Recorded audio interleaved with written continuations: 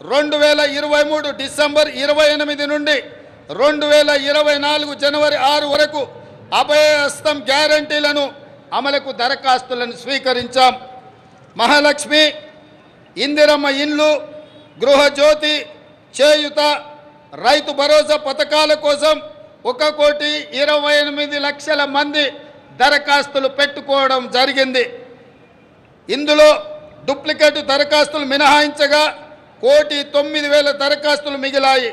ఈ దరఖాస్తులను కంప్యూటరీకరించి ఈ సమస్యలన్నిటిని కూడా పరిష్కరించి తెలంగాణ రాష్ట్రంలో పేద ప్రజలందరికీ సంక్షేమ పథకాలను అందుబాటులోకి తీసుకురావాలని నా మంత్రివర్గం ఉక్కు సంకల్పంతో ఈరోజు పనిచేస్తుంది.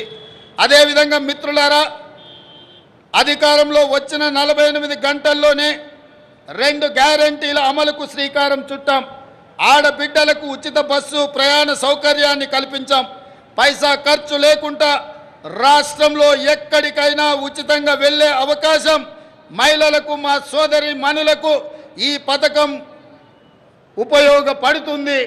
ఈనాడు కోట్లాది మంది ఆడబిడ్డలు అమ్మగారింటికైనా అత్తగారింటికైనా భద్రాచలం గుడికైనా సమ్మక్క సారలమ్మ సందర్శనానికైనా కోట్లాది మంది మహిళలు వినియోగించుకుంటున్నారు అనంటే మా ప్రభుత్వానికి ఎంతో సంతృప్తినిచ్చింది ఈ ఉచిత బస్సు ప్రయాణ సౌకర్యం.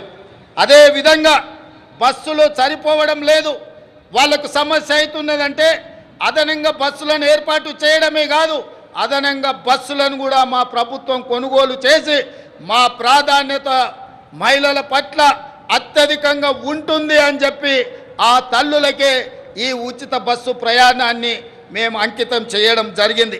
అదేవిధంగా పేదల ఆరోగ్య విషయంలో రాష్ట్ర ప్రభుత్వం ఆనాడు డాక్టర్ వైఎస్ రాజశేఖర రెడ్డి గారు ఉన్నప్పుడు శ్రీమతి సోనియా గాంధీ గారి నేతృత్వంలో ఆరోగ్యశ్రీ పథకాన్ని తీసుకువచ్చి పేద ప్రజలకు ఆరోగ్యాన్ని, కార్పొరేట్ వైద్యాన్ని అందించడం ద్వారా ఆ కుటుంబాలను ఆదుకునే విధంగా ఆనాడు ఆ పథకాన్ని ప్రవేశపెట్టడం జరిగింది.